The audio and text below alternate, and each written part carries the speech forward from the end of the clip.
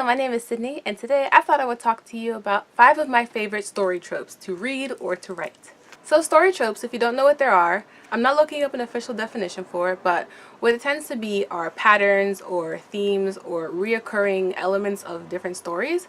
So you'll get a sense of what they are as I go along, but they can show up a lot in different types of stories regardless of genre, or you might have ones that are specific to genre. But right now I'm just talking about, like, in general, of all the story tropes, these are ones that I like. So let's get into it. So number 1 is a secret or fantastical world hidden in the real world. So I have this with both of my stories, Stormcloud and Pitchfork, and I really like this trope because in real life, okay, me, Sydney, I like to think that, and bear with me here, that things like mermaids and Santa Claus exist, okay? Whether or not they actually exist is not the point. The thing is that I like to think that these things exist because I just feel like we as people, like, yeah, we study things and we research things and whatnot, but we don't know all of what exists. So I just like that there's a bit of mystery. And so when you have a story where there's a secret hidden world, especially if it's a magical world, I just love to, like, explore that dynamic. I think it's really cool to, like, just be able to go into this new world. You know, you see this in, like, The Lion, the Witch, and the Wardrobe. They walk through the wardrobe and all of a sudden they're in this huge winter wonderland. You know, you can kind of see this with Harry Potter because there's, like, a whole magical world and there's wizards and there's, like, they have their whole society. You know, it's different from the regular human muggle world. You know, there's different things like that. So yeah, I just think it's a super fun trope. You can go in so many different directions with it. And yeah, I just like magic. I like fantasy. So, you know. And I just like that there's always this element of secrecy. Like, you have to be secret. You can't let the humans know that we exist, or else all chaos will break loose, or they'll study us and they'll dissect us, or, you know, whatever the case is. They have to keep their world a secret.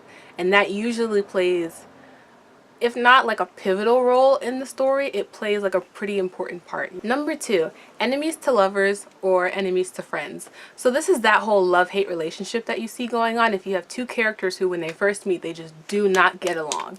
But then over the course of the story, you see their relationship starts to get a bit more complicated. They start to get to know each other.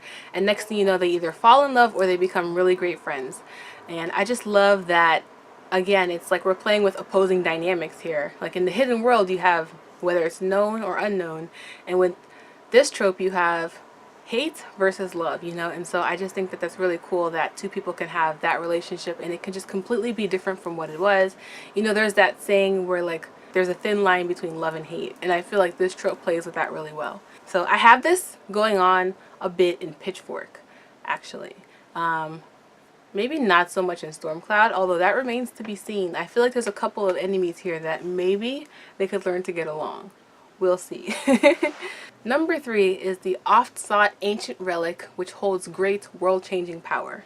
So this could be like the Fountain of Youth or the Ring in Lord of the Rings. You know, there's this ancient relic which has been, you know, told of through time, and maybe people don't really know whether it exists or not, but the people who do, they try to pursue it because they need it to accomplish their goals, or maybe their goal is to find this thing. You know, if they're looking for the Fountain of Youth, their goal is to find it so that way they can have, you know, eternal youth. And so I just like to see this come across in different stories. Like, you have different sorts of relics that hold different types of powers, and, you know, everybody's after it, or, you know, maybe just one person is after it. But I think it's really cool to think that one object can hold all this different, like, it can hold so much power and it can change the world, and if it ends up in the wrong hands or if it ends up in the right hands, really could be a life or death thing. I have this in Pitchfork. Do I have this in Stormcloud? No, there are relics, but they're not like the oft-sought relics. But I definitely have this in Pitchfork, although I don't think it'll really come into play until book 2, maybe book 3. So that's one that I'm really excited to get into. Number 4 is love triangles. Love triangles are one of those things that people seem to either really love or really hate. I, on the other hand, actually don't mind them. I don't really love them or hate them. I just actually really kind of enjoy the dynamic. Like, yeah, people, one of the main arguments against love triangles, as for reasons why people hate them, is that they're not realistic to real life. And I'm like, okay, well, it's a story. It's not necessarily supposed to be realistic. I understand, like, some stories are supposed to be realistic and some will reflect on certain themes that we do deal with in real life, but I just feel like this love triangle element, the whole point of the triangle is to create drama, right? And that's what you want in a story, is you want drama. So it's just a level above reality, really, is what it is. Also, I was thinking about this the last couple of days, the concept of multi-dating. Like in real life, you'll have people who will, like, they'll date several different people, but they won't be exclusive to any one of these people. They're just dating around until they find the one, if they decide that they want to find the one. So I feel like in a way that sort of gets at love triangles. Like, the difference between love triangles and multi-dating, I think, is that multi-dating tends to be very casual. Nobody's really in love with anybody. But then with love triangles, there usually is a really, really intense love going on between, you know, these three people. So I think that's interesting, you know, and it kind of, I guess, goes against the argument that it's not realistic, because you sort of have that in real life. But I don't know. I just think that it's interesting. I think that there are ways that it can be done really well and ways that it isn't done so well. I think one of the most famous love triangles ever would be in Twilight. You know, you have Bella at the center of this love triangle, and then there's the vampire Edward, and there's the werewolf Jacob. And she ultimately, of course, ends up choosing Edward, but Jacob is really, really trying to get her to fall in love with him, but she just doesn't feel it. And I think in that way, in retro, like, of course, while I was reading that story, while it was the hot thing, I was team Jacob. I'll admit. I was super into the whole thing.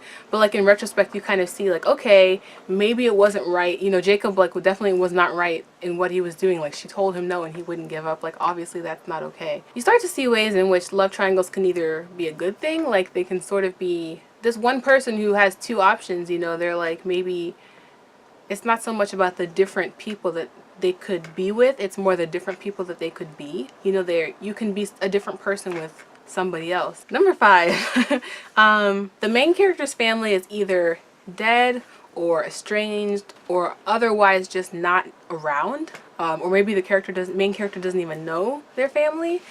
You see this a lot in Disney movies. The Disney princesses are often orphans, and they're going on these grand quests as teenagers, like really kind of by themselves. They usually might get a mentor figure on the way who's sort of like this stand-in parent, like the parent that they never really had.